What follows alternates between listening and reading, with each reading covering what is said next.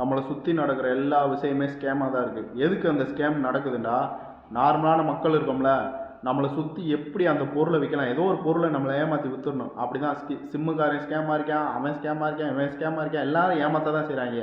இதில் முக்கியமாக நம்ம அழகு சாதன பொருட்கள் இருக்குல்ல, நீங்கள் இதை போட்டால் அழகாயிருவீங்க, நீங்கள் இந்த எண்ணெய் தேய்ச்சா தாடி நல்லா வளர்ந்துடும், இப்படியெல்லாம் பயங்கரமாக ஸ்கேம் பண்ணுறாங்க கைஸ். எப்படி சொல்கிறேன்னா, வாழ்க்கைக்கு முக்கியமாக தேவை சோறு தண்ணி.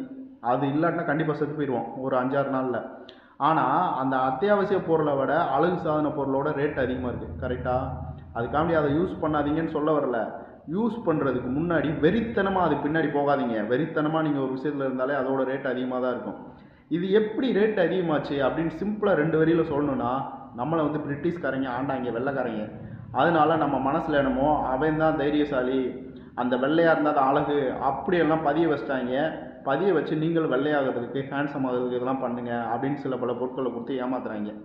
ஒரு வேளை யோசிச்சு பாருங்கள், ஆப்பிரிக்காக்காரன் நம்மளை ஆண்டிருந்தான்னு வைங்க, நம்ம கருப்பு தான் அழகு அப்படின்னு உலகம் முழுவதும் நினச்சிட்டு இருந்திருப்பாங்க.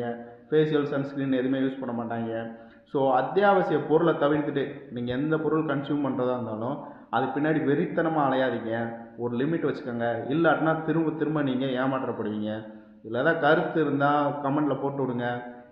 அடுத்த ஒரு வீடியோவில் பார்க்கலாம்.